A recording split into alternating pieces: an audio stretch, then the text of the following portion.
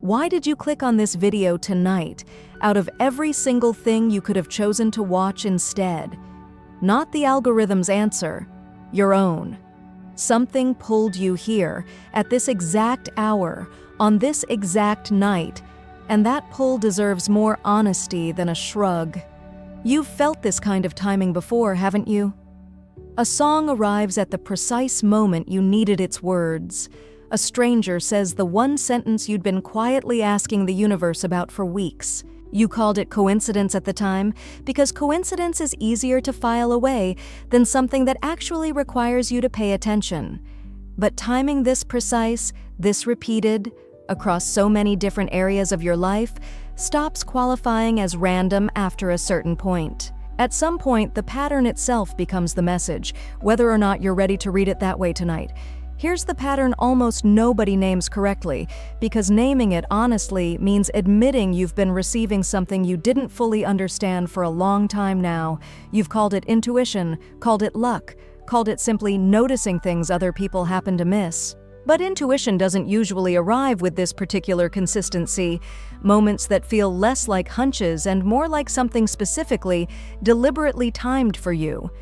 Think about how many times a thought has crossed your mind moments before it became true, or a name surfaced right before that person reached out unexpectedly.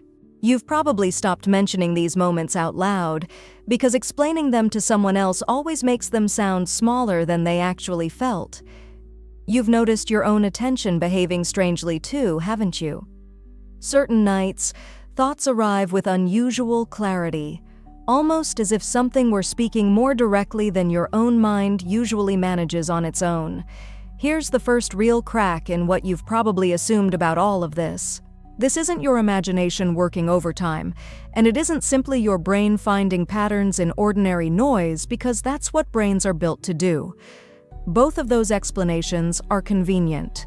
Neither one actually accounts for the precision, the timing, or the strange specificity of what you've personally experienced more than once. Certain traditions describe an ancient council connected to the star Arcturus, associated with higher dimensional guidance, with precise timing, with communication designed to reach specific individuals at exactly the moment they're ready to receive it. Whatever name feels right to you for that presence, the function described across very different accounts stays remarkably, almost suspiciously consistent. Listen, that claim deserves real scrutiny, not blind acceptance, and it deserves exactly that scrutiny before you decide what to actually do with it tonight. But scrutiny isn't the same thing as automatic dismissal, especially when the description matches something you've already sensed alone, in moments too precise to explain away as pure chance. Here's the part almost nobody names correctly when they talk about this kind of guidance. It was never really about proof arriving dramatically enough to convince a skeptical mind once and for all. Proof was never really the point of any of this. The mechanism operates in something quieter: readiness, attention, the specific moment your own awareness happens to be open enough to actually receive something, and that mechanism doesn't wait for your permission before it starts working on you anyway. You're already responding to it right now, in this exact moment, whether you've named it consciously or not, reaching for a familiar explanation instead of sitting with what this particular timing is actually asking of you tonight. Here's where this needs to slow down for a second, because the instinct to locate the source somewhere impossibly far away, in a distant star system, in beings entirely separate from your own daily existence, misses where this message actually lands. It doesn't begin light years away, waiting for the right cosmic alignment to finally reach you. It begins inside your own readiness, in the exact moment you decide whether this timing gets a real name or gets dismissed as nothing.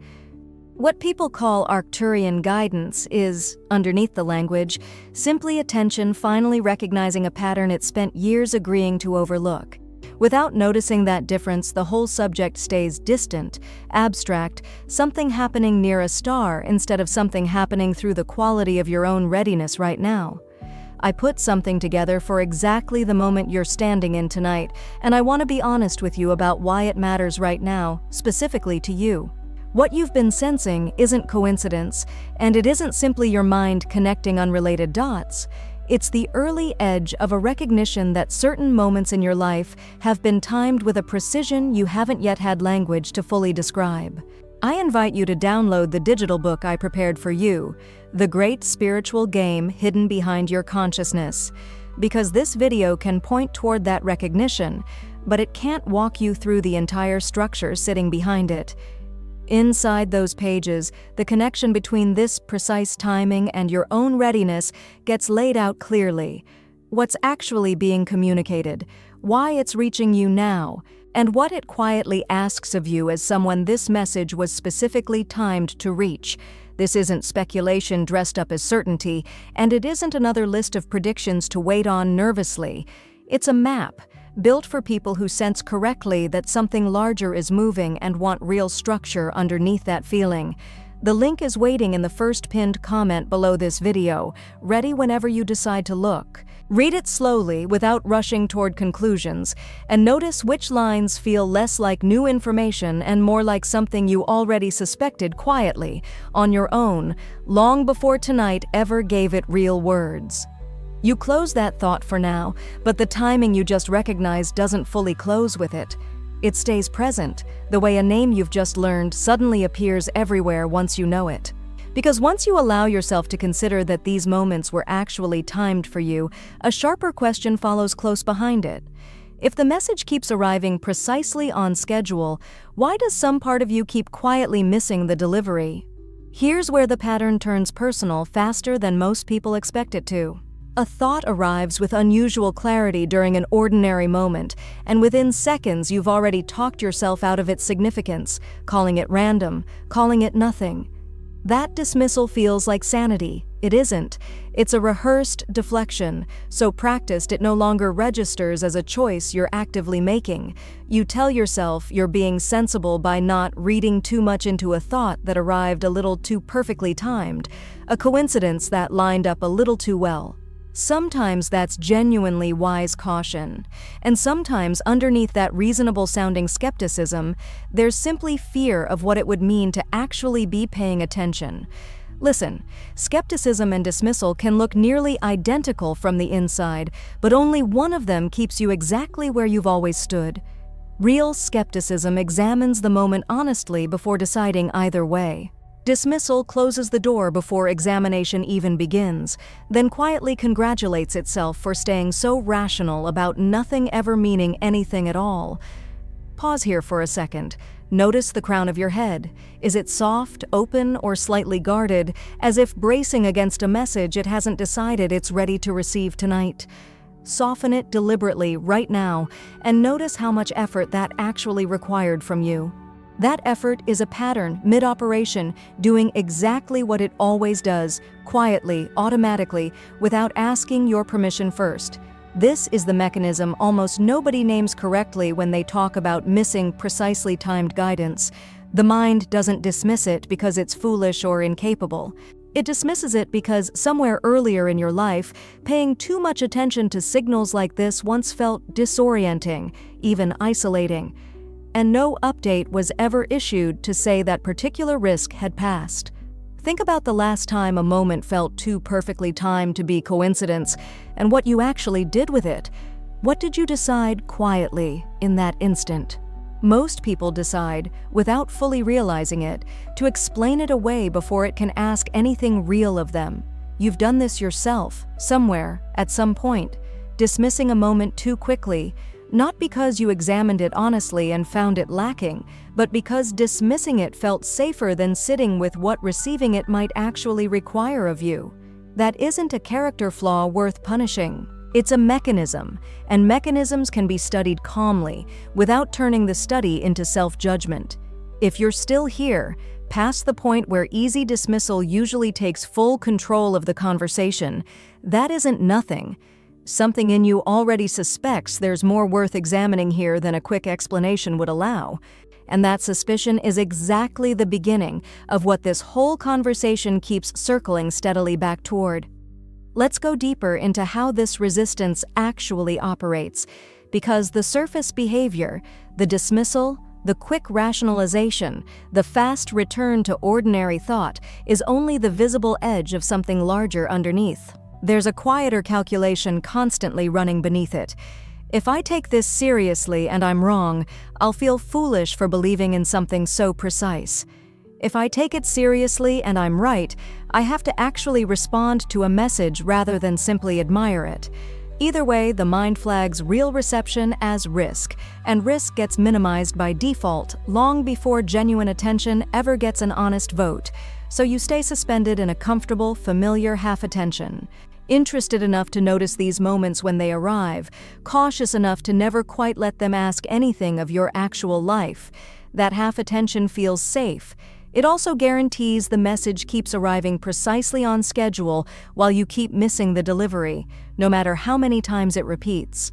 Here's where the difference between healthy skepticism and disguised avoidance becomes worth naming clearly, once you actually look at it directly instead of past it. Skepticism asks honest questions and still receives what holds up under examination. Avoidance disguised as skepticism asks the same questions endlessly, using each one as a fresh excuse to keep the message at arm's length indefinitely. You've likely met both versions somewhere in your own circle of people. The one who questions a strange moment and still stays open to what it might actually mean, versus the one who questions everything reflexively, using doubt as a permanent wall rather than a temporary filter. One receives what's actually arriving. The other simply protects the same fixed distance indefinitely, dressed up convincingly as careful thinking. Notice what's happening inside you right now, in this exact instant. While you're weighing how seriously to take everything said so far tonight, some part of you is already deciding, quietly, whether to let this actually mean something real or to file it away later as interesting coincidence and move on completely unchanged by it. That decision, made in the space of a few seconds, is itself the entire mechanism this section has been carefully describing, happening live, inside you, as you listen. Here's an uncomfortable truth worth sitting with instead of deflecting immediately tonight. This resistance isn't happening to you from some outside force keeping you deliberately unaware. It's a loop running quietly in your own attention, reinforced every single time genuine reception gets overridden by the comfort of staying exactly where you've always stood. Think about the last precisely timed moment that actually reached you fully, instead of getting explained away within minutes. Did it stay with you for hours afterward, working on something underneath conscious thought, or did you manage to rationalize it almost immediately? That answer tells you more about your actual relationship to this guidance than any belief you'd state out loud to someone else. This is where the ground shifts again, so stay with it a little longer tonight. You don't need more precisely timed moments to arrive as proof. You've likely already collected more than enough of them over the years to fill several conversations you've never actually had the courage to start with anyone close to you. What's missing isn't more timing. What's missing is permission, granted from somewhere deeper than skepticism alone, to actually let what you've already received be real. And here's a question worth holding quietly in silence rather than rushing to answer out loud immediately tonight. If everything described here turned out to be accurate, if this timing really has been deliberate, arriving specifically for you, would the version of you sitting here right now know what to actually do with that recognition? Or would some old, practiced dismissal quietly shrink it back down to something small enough to forget by morning? That dismissal has a name, and it isn't wisdom. And it isn't intelligence either. It's the friction between the precision of what's actually arriving and the identity you've built carefully around staying distant enough to never be asked anything real by anything larger than yourself. If you've made it this far, past every reflex specifically built to turn you toward dismissal early tonight, that isn't accidental in the slightest way. Not everyone stays present for the part where the language stops offering easy explanation and starts asking something real of them instead. And if this is still landing clearly for you, you're already standing somewhere different from where most viewers give up and quietly retreat into old distance. That's exactly where this goes next.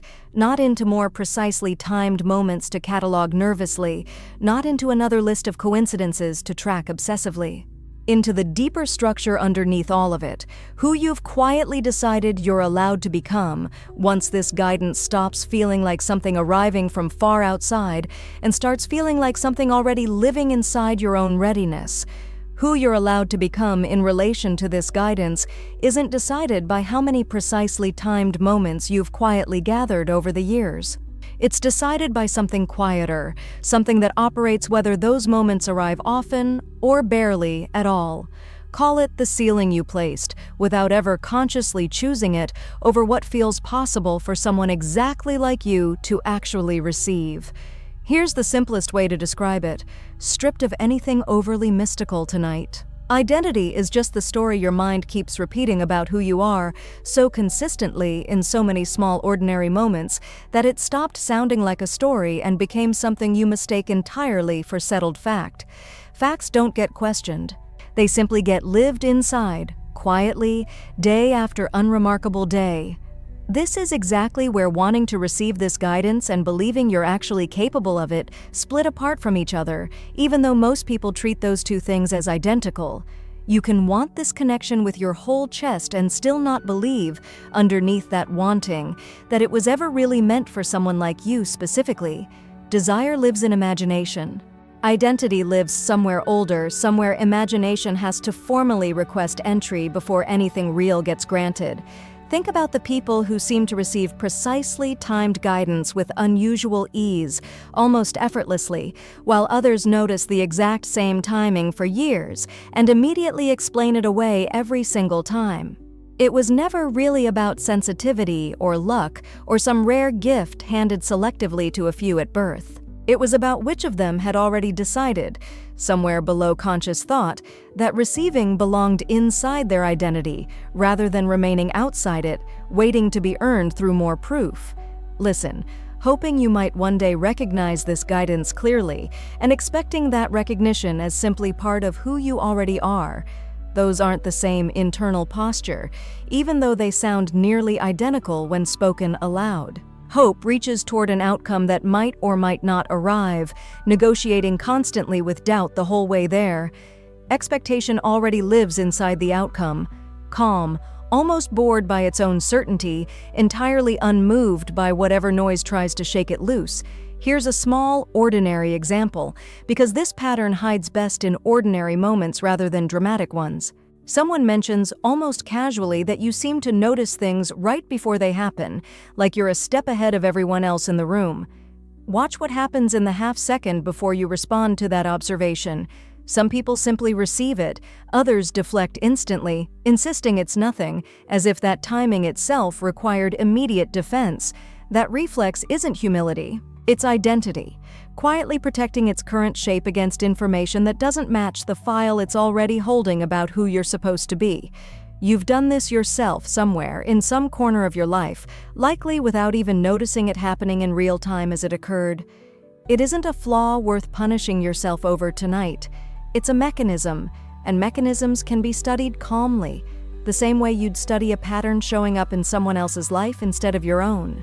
The mind isn't sabotaging you here, it's staying coherent, because holding two contradictory beliefs about your own capacity creates a specific, uncomfortable friction most people will do almost anything to avoid feeling directly. That friction shows up right after something unusually precise happens to you, a moment of timing arriving faster than doubt has time to catch up with it. Instead of trusting it, there's often a flicker of suspicion, as if that precision itself were somehow too easy to be legitimate. That flicker is coherence, quietly pulling you back toward the story it already believes is true about your actual capacity to receive. Pause here for a moment. Notice your breathing and let it slow just slightly. Ask yourself honestly, when guidance arrives with unusual precision, do you trust it, or do you brace instinctively for the doubt that surely has to be coming to correct it? That bracing isn't wisdom, even though it's remarkably skilled at wearing wisdom's expression convincingly. Here's the part that tends to reorganize everything once it's actually understood clearly tonight. This guidance isn't only responding to how open you claim to be out loud, it's responding to what feels familiar to you personally. And for most people, precise reception and familiarity have almost nothing in common yet, which is exactly why so few ever notice the gap directly for themselves.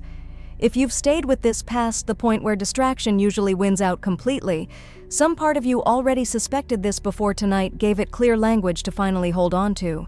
That isn't coincidence. It's what happens when something true meets a mind that was already circling this exact question, quietly, alone, long before finding real words for it here tonight. Let's go further, because identity isn't only belief. It's rehearsed familiarity, built through repetition until it feels less like a choice and more like weather. You simply learn to live inside without ever questioning it directly. You didn't decide once, cleanly, that this kind of guidance wasn't meant for someone like you. You lived through enough ordinary moments where dismissal won that your system quietly filed the pattern as reliable, something to expect again rather than something worth re-examining honestly. This is why simply wanting to receive more rarely holds for very long under genuine testing. Wanting operates in the conscious mind, the newest, most recent layer of the entire system. Identity operates underneath it, older, faster, largely indifferent to whatever your conscious mind has recently decided it wants to believe about itself tonight. Here's where all of this starts to reshape how you understand everything discussed so far in this conversation. It was never only about noticing precisely timed moments accurately, waiting patiently for enough of them to become undeniable proof. It's about which version of yourself your system has quietly filed as familiar enough to actually receive. Because familiar is what gets reinforced, regardless of how consciously you want to feel differently in the meantime. This is exactly why some people can experience the exact same precise timing repeatedly and still dismiss it within minutes, no matter how convinced their intellect eventually becomes. The timing was never really the problem here. The mismatch between timing and identity was, you can believe the pattern thoroughly and still meet it from an identity that was never updated to hold what genuine reception actually requires of you. Real change here doesn't begin with waiting for more precisely timed moments to arrive as proof. It begins with smaller, stranger moments, noticing the flicker of suspicion when precision arrives too easily, noticing the reflex to deflect your own timing, noticing the quiet discomfort right before you're about to trust something you've spent years explaining away instead of examining. Not everyone catches this the first time it's said plainly tonight. Most people hear, your identity decides what you can receive, and nod along politely, then return to waiting for more proof, expecting the universe to hand them permission to feel differently about who they are. If something in you just sat up a little straighter at that sentence, that reaction alone puts you somewhere different from where most viewers are still sitting right now. Here's something worth being honest with you about, because pretending otherwise would waste both of our time tonight. A single video, however clear, can describe the shape of this guidance. It cannot walk you through the actual patient work of rebuilding an identity capable of holding it fully and steadily. That work has sequence, it has real structure. It has specific ways of recognizing familiarity before it hardens back into fact, and I built exactly that inside the great spiritual game hidden behind your consciousness. I invite you to download that digital book now. I prepared it specifically for the moment you're standing in tonight, not as another catalog of coincidences to watch for anxiously, but as a working structure for becoming someone capable of actually receiving what you've already been sensing for years now. It goes further than any single video ever could into how identity actually forms around guidance like this, how it gets mistaken for imagination, and how it quietly negotiates with every precisely timed moment before you're even consciously aware a reaction was chosen at all.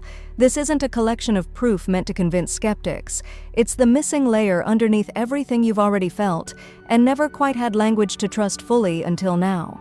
The link is waiting in the first pinned comment, the same place it's been since this conversation started tonight. What you've sensed for years, that quiet suspicion that something has been reaching you with precise, deliberate timing, isn't something to keep filing away as coincidence any longer. It's already moving. The only real question left is whether you meet it from an identity actually built to hold it. There's a sensation worth naming before anything else here, because this next part isn't only conceptual. You'll feel it first as a quiet clarity settling just behind the forehead, the kind that shows up right before something reorganizes rather than breaks apart entirely. Let it sit there a moment before reaching for explanation. Everything discussed so far has stayed close to behavior and identity. What you do, what you've quietly decided is true about your own capacity to receive this guidance. There's a layer underneath even that, closer to how this precise timing actually reaches you in the first place, before identity ever gets a chance to react to it at all. Call it a lens. Not a belief system, not a personality trait. The actual shape through which this specific kind of communication gets filtered before it becomes something you can finally name clearly. Certain traditions describe this particular lens as tied to Arcturus, associated with precision, with higher-order timing, with a frequency oriented toward clarity rather than delivering spectacle for its own sake. Set the mythology aside for a moment and look at the function underneath the name instead. Whatever you call it, its job stays precise. It decides what gets through clearly, what arrives distorted, and what never lands at all because it doesn't match the shape already carved into your particular way of receiving. Here's why naming it matters practically tonight, not poetically. Vague language keeps vague confusion firmly in place. Weird things keep happening to me explains nothing and changes nothing about how you actually respond to it moving forward. My lens dismisses anything too precise to be comfortable before I'm even aware of receiving it. That's a mechanism. Mechanisms can be worked with directly. Vague feelings can only be endured indefinitely, quietly, alone. Pause here for a moment. Feel the back of your neck.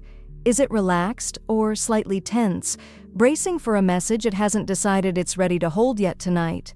Release it deliberately, right now, and notice how much effort that actually required from you just now. That effort is the lens, mid-operation, doing exactly what it always does, quietly, automatically, without ever asking your permission first. Everything named so far, the reflexive dismissal of precisely timed moments, the identity too small to hold genuine reception, the deflection of your own timing as if it needed excusing constantly, none of it was separate information. It was the same lens, showing up in different rooms of your attention, wearing different disguises each time so it wouldn't be recognized as the same visitor returning again and again. This is where the whole approach quietly changes direction tonight. Most people, once they sense this guidance arriving more often, respond by trying to do more searching for signs, more effort thrown at forcing a connection that was never meant to be forced open in the first place. That instinct is understandable. It's also, in this specific case, almost always the wrong move entirely, and here's the precise reason it fails. You don't need more signs arriving right now. You need less contradiction inside your own response to what's already quietly arriving. Every moment of genuine reception held while the lens still filters for doubt creates two competing signals fighting inside the same narrow channel, and the lens, loyal to its oldest instructions, will side with the older signal nearly every single time it's given the chance. Say that part again, slower, because it tends to undo years of anxious searching in a single sentence tonight. It's not about trying harder to receive. It's about no longer working against your own reception in the same breath you're actively trying to build it. Stop contradicting the clarity you're asking for, and it finally has somewhere real to land instead of colliding with its own opposite the moment it actually arrives.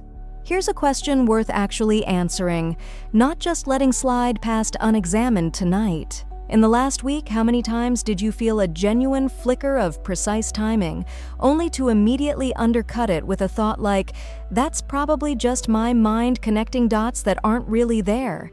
That second thought isn't neutral commentary.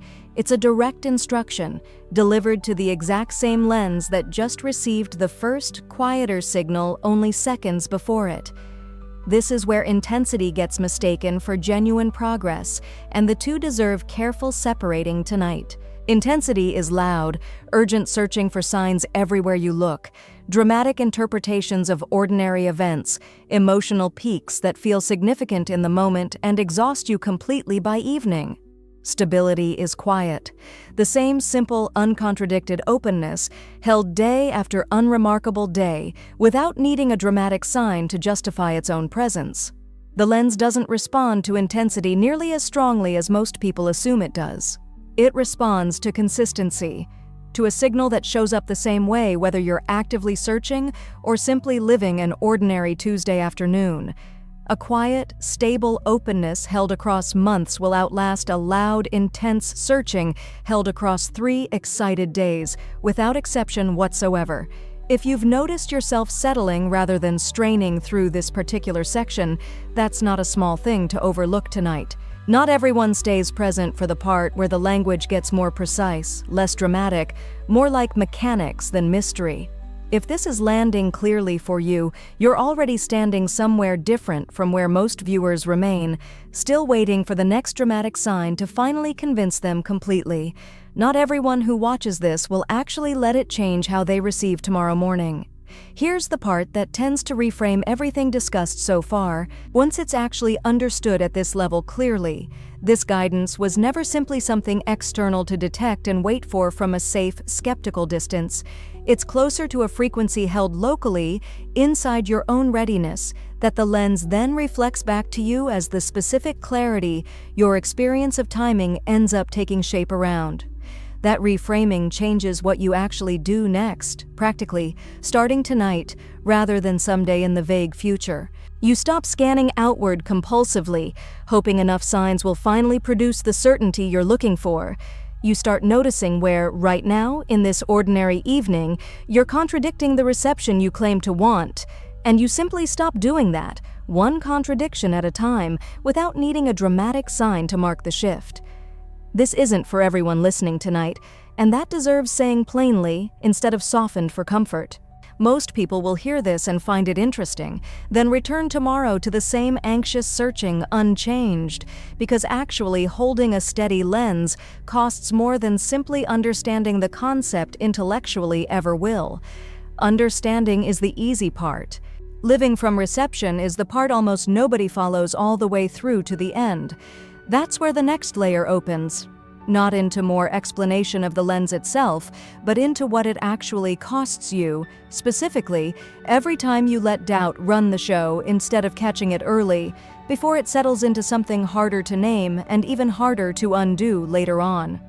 The cost of letting doubt run the show doesn't announce itself in a single dramatic evening. It gathers the way a signal weakens with each dismissal, until the sender quietly assumes no one is actually listening anymore. A week of explaining away precise timing doesn't feel unusual while you're inside it. A decade of the same habit starts to feel like personality, like simply who you turned out to be around this particular subject. This is worth naming plainly, because vague spiritual language tends to soften exactly what should stay sharp here tonight. Contradiction has a price, and the price is years. The specific, unrepeatable kind, spent waiting for proof convincing enough to finally let in what you've already sensed correctly for a long time now. That isn't guilt, it's arithmetic, and arithmetic deserves honesty more than comfort right now. Think about someone you've known who insists constantly that they'd love clearer guidance, that they're open to receiving direction if it ever actually arrived to them clearly and unmistakably. And yet, somehow, every precisely timed moment in their own life gets explained away within minutes. Every unusual clarity gets attributed instantly to stress or overthinking. From outside, the pattern is obvious within the first few sentences. From inside, it feels like each moment is simply coincidence, nothing more than that. You've probably been that person yourself, in some corner of your own experience with all of this. Maybe not timing specifically. Maybe a persistent sense of being nudged towards something, a feeling that arrives and then quietly gets dismissed anyway. The specific experience matters less than the shape, and the shape stays consistent, a stated openness running directly against an unspoken dismissal, with the dismissal quietly winning nearly every single time it's actually tested honestly. Here's what genuine reception actually means here, once you strip away the aesthetic language surrounding it entirely. It isn't a constant, dramatic anticipation of a message arriving any minute now, and it isn't pretending every ordinary coincidence must carry enormous significance immediately. Reception is simpler and far less glamorous than that. It's the absence of active contradiction between the openness you claim out loud and the automatic dismissal you keep running quietly in the background of an ordinary evening like this one. You don't need to feel electrified constantly to be genuinely receptive. You need to stop actively arguing against the moments you say you welcome, in the small, unnoticed instances that never make it into the story you tell others about yourself. That's a lower bar than most spiritual content suggests, and it's also a far more honest one you can actually meet repeatedly without needing a dramatic sign to sustain your belief in it. Pause for a moment here and notice your ears, the actual physical sense of listening. Are they relaxed, open, or slightly strained, as if bracing against a message that hasn't even arrived yet tonight? Soften that strain deliberately, and notice how unfamiliar that release feels if you've been braced for a long stretch without fully realizing it was happening at all. Here's a consequence rarely discussed openly, because it's uncomfortable in a way most content about this subject tends to avoid entirely. Every year spent in contradiction doesn't just delay recognition, it reinforces the belief that recognition was never really available to someone like you in the first place. The delay becomes its own evidence, feeding back into the dismissal that caused it, tightening the loop instead of loosening it gradually over time. That's the part worth sitting with honestly, without flinching away too quickly tonight. It isn't only that nothing seemed to happen. It's that the nothing itself became proof, in your own mind, that guidance was never really meant for you specifically, and that proof gets cited every time timing shows up looking slightly too precise to trust fully at first. If you're still here, past the point where comfort usually ends, and honesty usually starts costing something real, that isn't coincidence, and it never has been tonight. Something in you decided, before this video even started playing, that it was finally time to stop managing the doubt and start actually examining what sits quietly underneath it. There's a specific kind of exhaustion that comes from managing contradiction instead of resolving it fully and honestly. You've felt it. The tiredness that has nothing to do with how much sleep you got, the kind that shows up after a day where nothing physically demanding even happened around you at all. That's not overthinking. That's the cost of holding two opposing signals steady at once, hour after hour, without ever letting either one fully speak clearly. Most people misdiagnose that exhaustion as simply being a skeptical person by nature, as if temperament alone explained the whole pattern completely. That diagnosis is comforting, and it's also almost always incomplete tonight. The exhaustion isn't from being naturally skeptical, it's from claiming openness, while simultaneously rehearsing dismissal in 100 small, unexamined moments across a single ordinary day. Here's where the body enters this conversation directly, because none of this stays purely mental for very long once it settles in fully. Contradiction held long enough doesn't just tire the mind. It settles into the ears, the jaw, the base of the skull, the places where reception has nowhere left to go once the mind stops metabolizing the tension consciously on its own. This is not for everyone listening tonight, and that needs saying plainly instead of softened for comfort right now. Most people will hear this and quietly find it interesting, then return tomorrow to the exact same dismissal, unchanged because actually resolving it costs something intellectual understanding alone never demands of anyone. Understanding is the inexpensive part. Living differently is the part almost nobody follows all the way through completely, even once. If something in you just resisted that sentence slightly, good. That resistance means it landed somewhere real, not somewhere abstract and easy to nod past from a safe emotional distance tonight while listening quietly. Here's the new layer worth adding to everything already said so far tonight. Alignment with this kind of guidance isn't a single decision made once and maintained automatically afterward without any further effort. It's closer to a practice, repeated in small, unremarkable moments, mostly invisible to anyone watching your life from the outside completely. Nobody applauds you for noticing a dismissive thought and quietly choosing not to feed it further tonight, alone, in an ordinary room. Consider what changes, specifically once contradiction stops being your default response to something precisely timed happening. Recognition stops requiring so much internal debate because there's no longer a second, skeptical voice arguing constantly against the quieter one in real time. Precise moments stop feeling like they require immediate explanation because the explaining itself was often just compensation for an openness that wasn't stable enough to hold steadily on its own 2 feet.